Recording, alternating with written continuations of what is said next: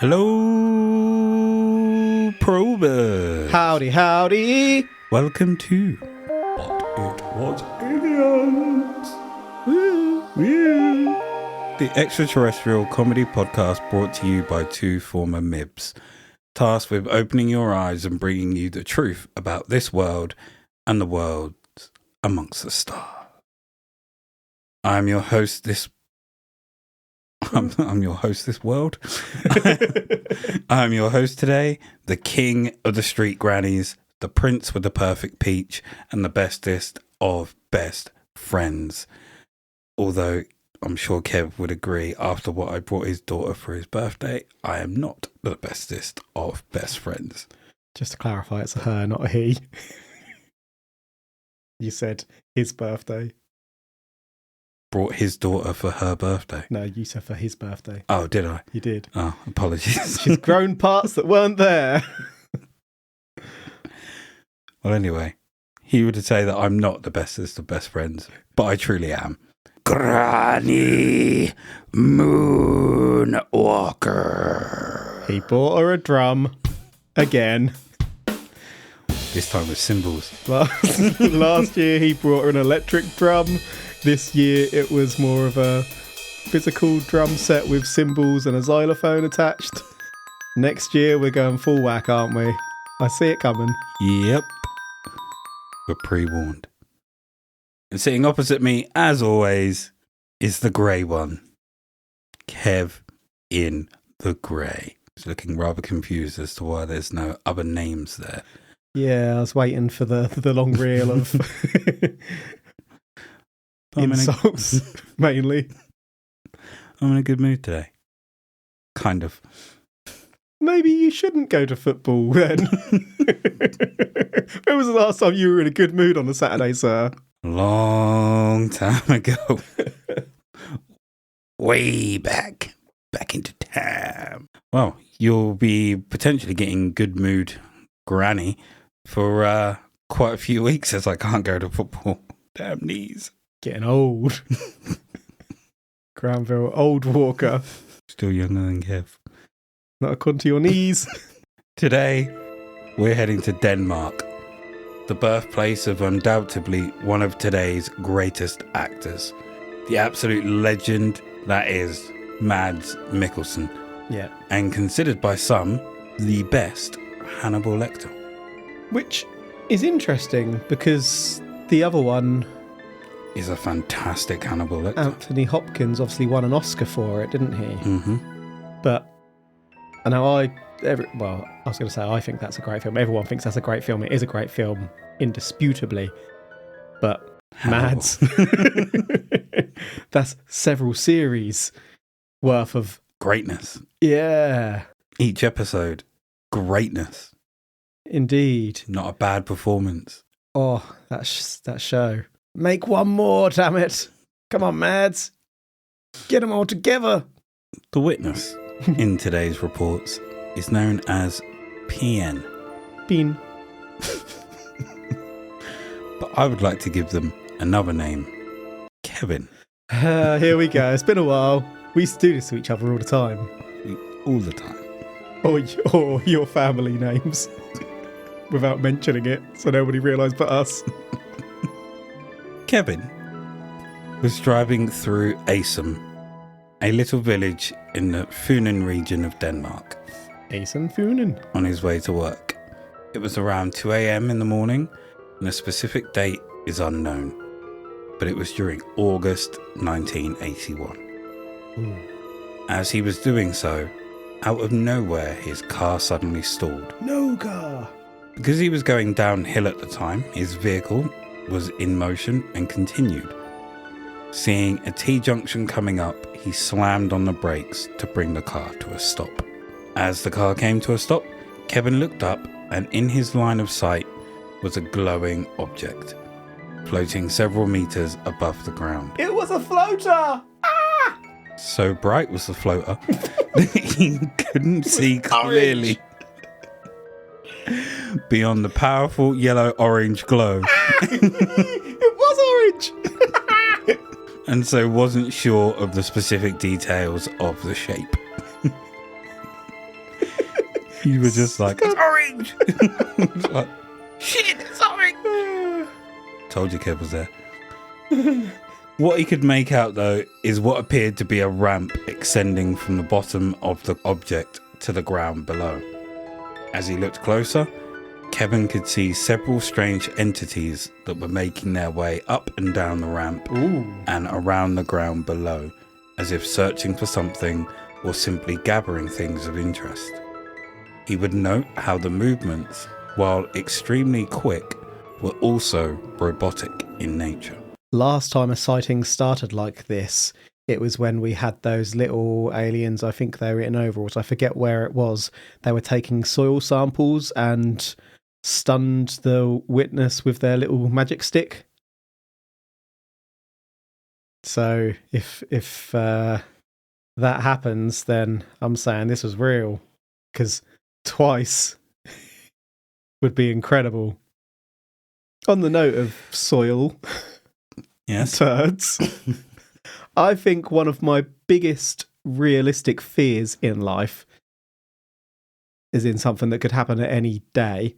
Picking up a dog turd. No, not at all. That's just part of life. That's getting it on your hands. That very quickly becomes second nature. That's horrid, but it doesn't happen often. Probably less than 5 times. I can probably twice in the 3 years I've had the dog. Horrid, but doesn't often happen.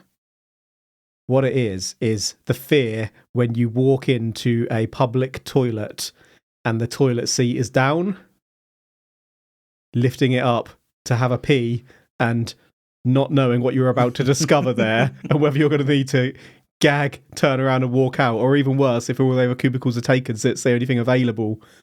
So you've got to deal with it, whatever. Because gents' toilets are not a good place in general. They're just not kept to the same standard. That frustrates me because I keep mine to a clean standard at home. Why do people treat them like that in public? I don't understand how it gets to that point and like how you could do it. If you know what I mean. Like you said, your own house toilet is kept to a high standard. So I don't understand how people walk into a public toilet. You'll go into a public toilet, lift that lid, and there'll be a turd standing upright, torpedo style, staring back at you. Like, how are you sitting there like that? Sub. Exactly. Did I ever tell you about that time I worked in a shop and I opened the disabled toilets to do the checks at the end of the night to make sure no one was in before we closed the store? And about 1.5 meters away from the toilet to the side of the room, there was a turd on the floor. Like, you couldn't have missed the toilet by that much. Someone has squatted and done one on the corner of the floor rather than a toilet that's 1 meter away from them. It might have been... There's no excuses. Don't excuse that behaviour, Mr. Moonwalker. Might have been an old person that couldn't make it in time and it just kind of rolled out then of there. Pick it up and put it in the toilet. Yeah, that's true. Just leave it there. It was a staff toilet too. Oh, okay. Fair enough. I was going to say, too ashamed to pick it that. They might not have been able to bend down. But yeah, staff toilet. Oh, that's different. Ding. Ralph to the toilets, please. Ding. I ain't touching that. Were you checking everyone that had kind of like checked the camera, see who had walked in, or there wasn't a camera in toilets? Not in the toilet. Well, it didn't show the corridor leading into them, so you couldn't tell. Looking funny at every member of staff that was on that night for the rest of your life. The thing is, it's a big place. There was like 30 members of staff on, apart from the evenings. So that could have been their hours. Yeah. Even in the evenings, there was like 10, 15. So I could take a guess. Dave, I know it was you. And Kevin continued... So aliens, yeah. to watch what was happening before him. There were 3 other figures, much larger than the ones who continued to run around up and down the ramp. 2 of these larger figures remained in the doorway of the craft, but the 3rd one was at the bottom of the ramp. Suddenly, Kevin was shitting himself. It's theme of the episode. It's just, there's no getting away from it now. We've had like a 5-10 minute discussion about poop. Sorry, folks. I'm sending this episode down the pan. He was much more nervous than he had been several moments earlier. He continued to watch for several more minutes, not daring to take his eyes away. When he finally did, he noticed a taxi parked around 150 meters away from where his own vehicle stood. He also noticed how the headlights of the taxi flashed several times. He couldn't tell if this was aimed at him or whether the driver of the taxi, presumably also aware of the brightly glowing object, was making attempts to communicate with these strange visitors. Oh, Crazy Taxi. What a game. What a game. What a 5-minute game. Give it 5 minutes, then move on, do something else. Don't pay it for any longer. The illusion will burst. May I just jump in there quickly before I lose my trail of thought? Apologies. Me, I believe yourself and a couple of other chaps were having a chat after football a couple of weeks ago. Yes. About accidentally going into a dogging site, not me or you. Were you in that chat? No. I thought you were. No, I wasn't in that chat. I was there. I might have gone to put stuff in my car. Okay. Our friend was saying that he and another friend, for a laugh, drove into a dogging site just to see what happened. And they parked, and then someone came and parked near them, and then someone got in the car, so they followed them into the car park for a bit, just for a giggle. You don't remember that? Nope. You must have been loading up your car at that point, because it must have been that, because that's the only time we've stayed and chatted a fair bit with the select friends. Anyway. I was too concerned with the pain in my knee. Yeah, that could also have been a factor. You might have had Moonwalker rage. But anyway, the reason that I mention this is because apparently there's some sort of sign you do to do that. Like you flash the lights, or I don't know if it's in a certain way, or you just flash the lights in general to let people know, come on, get in the car. This car that's flashing lights at the Kevin, how do we know he hasn't got other things on his mind? That's a good point. Just putting it out there. Well, Felt that was important to interject and add that. There's another possibility going on here. He might be able to see a flashing object. Do you, as a Kevin, think that this Kevin would likely get out of his car and enter the taxi? So I think there are two breeds of Kevin. There's me. There's every other Kevin. And there's Kevin Spacey. One of us is getting in that car. I'm not going to spoil which one it is, but I don't like strangers.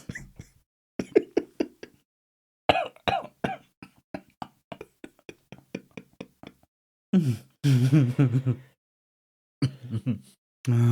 loves them. I've got dignity and I value people, that's all I'm saying. I'm not saying that other Kevins don't. Which Kevin would get in the car, we don't know. But if it's between you and Spacey, we know. But we don't know.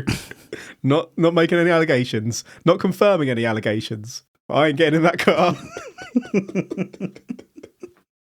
As I've derailed this episode already, I'm going to tell you a secret. You've got a rum and coke. I have got a coke with 2 rums. My partner does not know. I am not going out again today. She asked me to drive later. I will say no. I am tired and sleepy. Probably hear this. No, she will not. But her sister does listen. Hello. I will be over the limit. It was moments after Watching the football.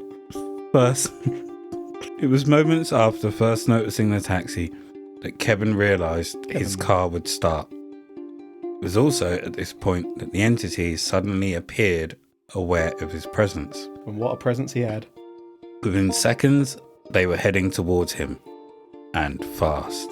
As he began to put his own vehicle in motion and attempt to move away from the situation, he noticed that the driver of the taxi was thinking the same and had turned his car around, which was now heading away from the scene, in the opposite direction to Kevin. Driving his foot down as hard as he could, continuing away from the glowing craft and the bizarre entities, he could start to see them hot on his ass. Oh no. In his rearview mirror. They would remain in his sight for several more minutes before they finally disappeared from view. Not because they left, but because the distance he had put between himself and them. He didn't see what happened to the entities after he had gotten out of range, and he didn't recall seeing the glowing craft shoot high up into the sky. In fact, aside from reporting the incident to the UFO investigators concerned, it is not thought there is any further information concerning this case. However, given that there was also at least one other witness to the incident, let's see what they recall and reported to the UFO investigators. Are they also a Kevin? Let's call them Kevin A and Kevin B. You see, there are two types of Kevin in this world. There's me, and there's Kevin Sorbo, otherwise known as Hercules. Now, when these aliens attacked, or possibly thought about attacking, there are two responses. One of us is fighting them. The other is pegging it like a little pussy. Now, I'm not saying which one I am. I may not have starred in Hercules, but that doesn't mean a thing. I reckon Sorbo would run like a little bitch. He's...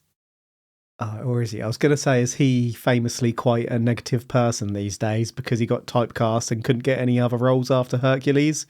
Or I could be thinking of someone else, though, and I know nothing about him. I've got nothing against him. I quite liked Hercules, actually. And Xena. I think he's also very MAGA, very Trump heavy. For some reason, I thought you were going to say horny. There are two types of Kevin in this world. There's me, there's Kevin Sorbo and Kevin Spacey. One of them's really horny. I'm not saying which one it is. I don't get a lot of sleep. I like to sleep. My definition of being good in bed is getting into bed and falling straight to sleep. Not saying which one is horny. Love to have the energy to be horny. Not saying it's not me. We're going to get sued by every single Kevin there is by the end of this episode. I just scrolled down in the research notes and they recalled and reported nothing to the UFO investigators, it appears. Mr. Moonwalker has just put a massive blazing note on the page that says nothing. There are two types of Kevins in this world. Kevin A and Kevin B. One type talks a little bit, one type keeps his damn mouth shut.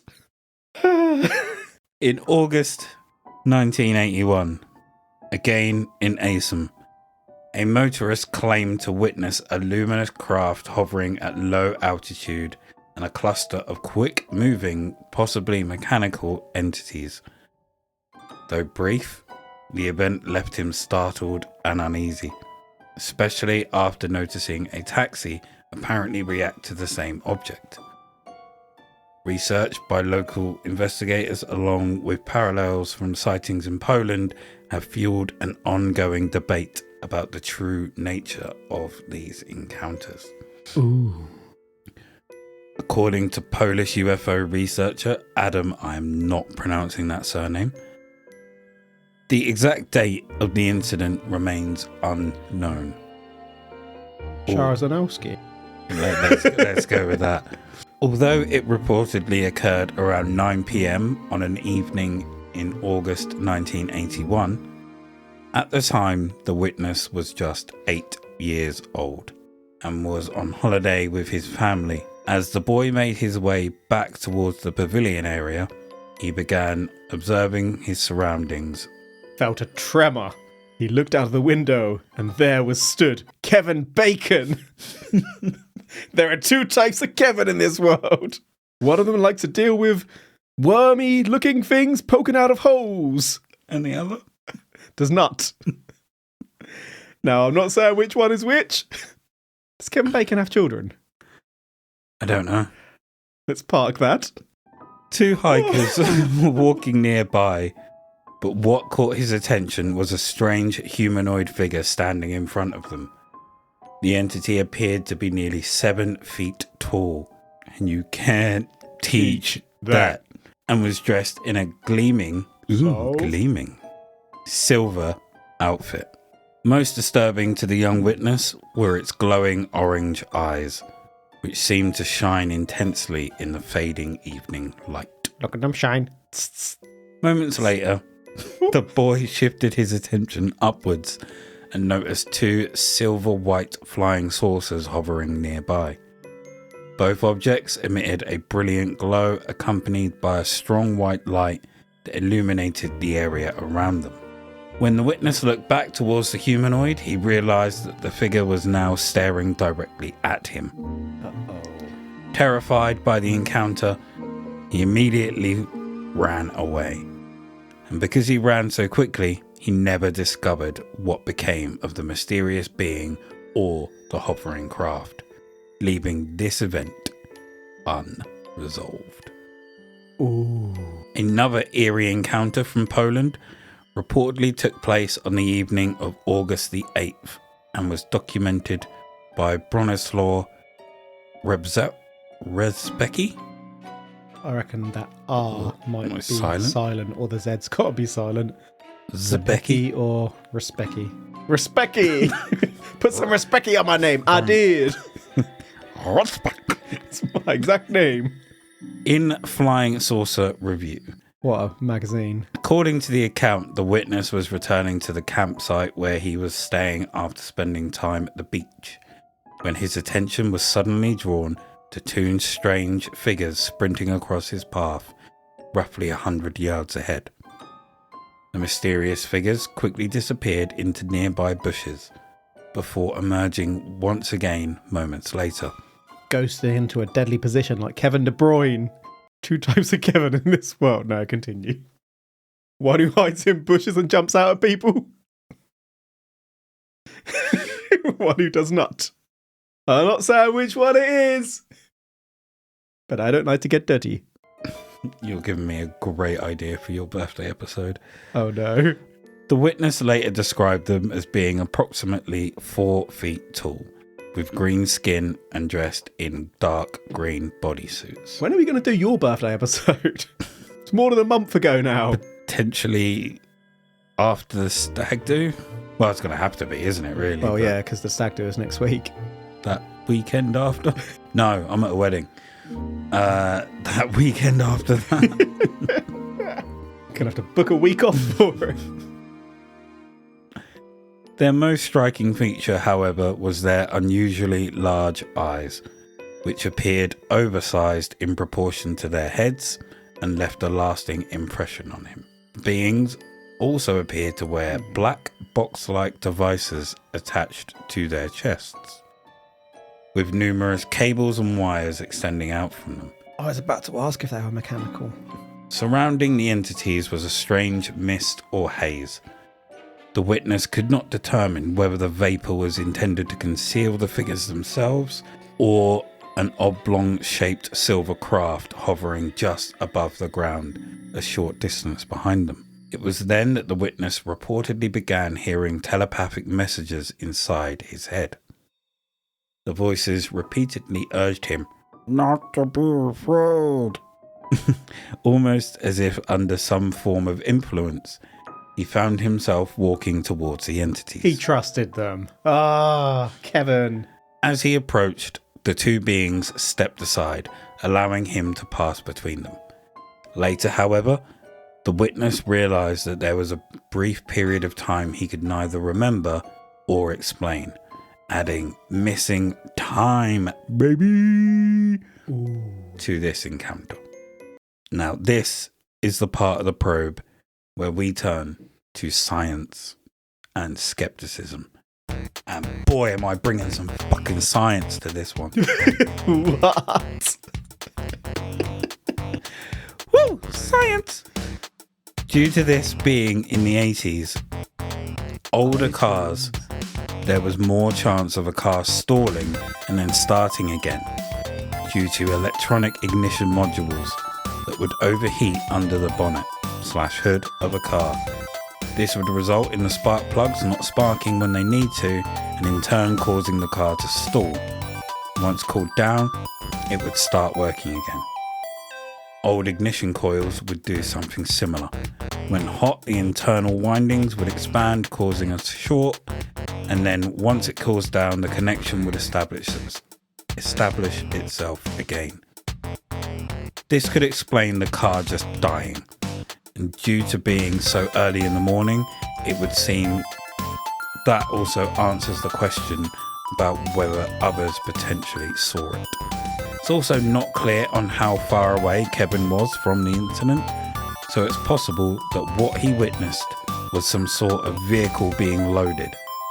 Maybe what he was seeing wasn't alien in nature, but was maybe a crime taking place. Ooh, dirt box. I believe that if an alien craft wants to catch an 70s/80s car, it could. Whereas if it's a crime taking place, they may have decided that it was better to leave him be rather than chase him, as it could increase the likelihood of them getting caught. Or they were heading in that direction and they meant to turn and didn't even bother with him. Some skeptics believe that the lack of physical traces proved that this was nothing more than either a misidentification or an illusion. So to summarise... Hold on, let me just take that in. Let me think about that and see if I can come up with any more Kevins. A little bit silent there, like Kevin Smith in Jay and Silent Bob. Well played. Yes, there are two types of Kevins in this world. So we don't have a lot of evidence here, do we? If we address the elephant in the room. We've got a bunch of potentially mechanical sightings, apart from one that wasn't very specific, in similar regions of Poland, reported in UFO magazines / online. Were any in books?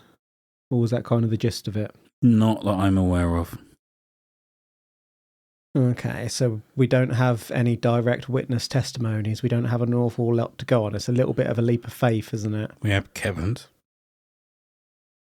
We need to leap for this like Kevin Prince Boateng jumping for a header. There are two types of Kevin in this world. There are Kevins that take leaps, and there are Kevins that do not. I'm not the tallest person in the world. Yes, you are. Which means I do not reach great heights. You don't need to leap. Okay, I don't think I've got any questions before you summarise. I don't think. I also think I've depleted my Kevin stock for now. I can only think of characters in TV shows or films. Kevin McAllister, Home Alone, is it? Yeah, that was the first Kevin that came to my mind, to be fair. Or Kevin the Teenager. So fair. Kevin and Perry. So to summarise, we have the case of Kevin, who was driving to work when his car stalled. The car continued to roll down the hill. I do trust a Kevin now. Some of them. We've established not many, actually. I take that back. If any. Before Kevin slammed his foot on the brakes. When he came to a stop, he noticed a strange bright light in front of him, several metres above the ground. Because it was so bright, he couldn't make out fully what he was looking at. But the object had a ramp, and around that ramp were people / beings / entities scurrying around. The more he looked, he then saw 3 taller beings appear. 2 stayed at the top of the ramp, whilst 1 was at the base of the ramp. He then noticed a taxi near his car with its headlights flashing. He then decided to leave, and it seems the taxi did too. As he left, he noticed that the object was following him. He put his foot down and escaped. We also heard what the taxi saw. Nothing. In the same month, same year, potentially on the same day, a motorist saw a small craft hovering at a low altitude. They also noticed a taxi which seemed to respond to the craft. We then heard about 2 cases in Poland that both took place in August that same year. One where a young boy witnessed a large silver-suited figure seemingly conversing with 2 hikers before he spotted 2 flying saucers up in the sky above them. When he realised that the tall figure was staring at him with piercing orange eyes, he legged it. and the other encounter, not by the 8-year-old, saw 2 4-foot green figures sprint across the path of our witness before jumping into a bush and then coming back out with a box attached to their chests with cables coming out of them. A mist appeared and they told them not to be afraid. They walked towards the entities then part ways, allowing them to walk through. They then have an episode of missing time, baby, and don't recall what happened during it. So, Greybeard, do you believe that these 4 instances of extraterrestrial behaviour to be just that, extraterrestrial behaviour, or is this all complete bullshit? The aliens that jumped in the bush and came out with the boxes with the wires, did they have boxes before jumping into the bush? Probably under their overalls. Touché. Because I was wondering whether they were charging up their batteries or whether they were doing something else and they weren't mechanical at all. I wonder if it was part of their suit anyway, but because they sprinted, he couldn't see it. Yeah. So they were always there. So on that note, I'm saying complete bullshit. I'm saying that made no difference to my conclusion. For what? Just for that one? No, for all of them. I'm not saying that it was aliens. I'm saying it was utter bullshit put into probably internet lists on top alien sightings in Poland or something like that. Or, yeah, some sort of alien encounters list. You didn't even give me a clipping of the magazine it was in. That feels very internet listy to me. And there's no real corroboration from any witnesses or anything like that. There's no real evidence. Is that what you're saying? Oh, I'm not saying that, but there is no real evidence. You're right. I think if you scroll down, you'll find some real evidence. So you've shown me 2 aliens in... aliens, 2 humans in green gimp suits. Doing the V sign. Evidence. Yeah. Yeah, there's no... Not that everyone has got to put their story into the media and be interviewed on TV and that kind of thing, but you'd expect a couple of accounts with all these witnesses. 4 witnesses. Total. But there was other 5. people who saw the events at times, wasn't there? 5. Yet we've only got 1 account summarising them all. Where are the quotes, man? These are all different encounters. Where are the photos? That have been collated into one. Yeah. Around the same time. So they're all real things that happened and have just been brought together for one case. Are they real things that have happened? They happened somewhere in someone's mind. Makes them real. Does it? Nah, this is bullshit. I'm with you. I think these were simply made up to be added to a list of UFOs somewhere. There's no real evidence to any of them. Yeah. And I think what someone done is they wrote a story, put a date, and then made 3 other stories using the same date to try and make it more credible. Yep. And to give credence to what they were originally trying to sell. Yeah, I guess that was the word I was reaching for and couldn't get credibility. It didn't feel like a hugely credible account. Just a little razzmatazz was missing. Can't trust a Kevin. If you'd have gone with the original initials, we might have been all right. Oh, no. We wouldn't have been. Because I know some people don't want their names out there for ridicule and everything like that. But I think if I was to witness a alien event or like an extraterrestrial encounter or anything like that, I think I'd put my name on it. I don't think I would. Because if that came back further down the line, like, I don't care about people believing whether I saw it or not. If I got a photo, I'd put my name on it. So I think I would just say that I saw it because I knew that I'd saw it. I think I'd need a photo to convince myself. Yeah. I have pretty vivid dreams, so quite a lot of times I just think I'm dreaming when I see shit. I don't think I've had a dream in about 20 Even years. now. It's all a dream. But yeah, this is bullshit. Yes. Before we wrap up, I'll show you that list, or I'll tell you, we had a comment on our YouTube channel from Franco. Thank you, Franco. He said that his top 10 alien films are Aliens, Men in Black.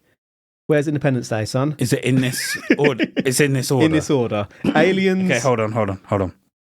Alien or Aliens? Aliens. Franco, you absolute star. Men in Black. Okay. Evolution. Absolutely kicking myself that we forgot Evolution, because that would have been in my list. Can I get some ice cream? What flavor do you want? Doesn't matter. It's for my ass. Number 4, The Day the Earth Stood Still, 1951 variant. Oh. Number 5, The Thing. Number 6, Alien. Number 7, and I like his thinking here, The Empire Strikes Back. All Star Wars films are alien films. That might bump into my list. Are they, though? Well, they are. They happen all over the galaxy. They're all bloody aliens. Not one of them came from Earth. They're all aliens to us. Is there an Earth in Star Wars? They haven't found it, if there is. I'm letting it pass for now. I suppose, yeah. Number 8. Might have to come back to that one there, Franco. Yeah, we're going to have to do our own list. We'll make our own properly. Number 8, Little Shop of Horrors. Oh, classic. Yeah, that's probably going on my list as well. How did I not remember that one? I'll be a dentist. Feed me, Seymour. Feed me all night long.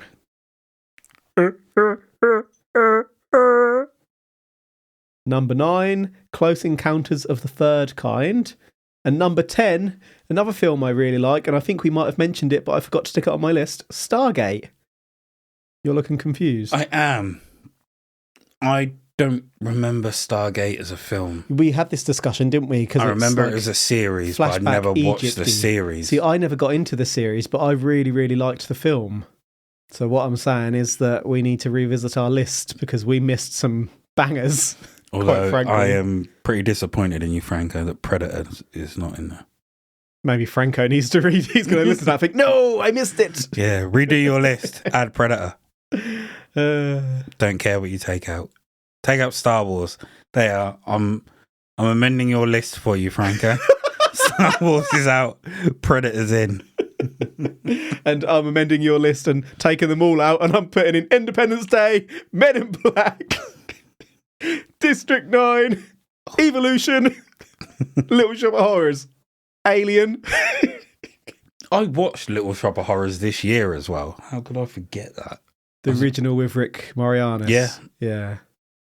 We're not talking theatre versions either. We're just talking movies. Mm-hmm. A good list. It's a good list. Good list. Appreciate that. Well, thank you for joining us for this week's probe.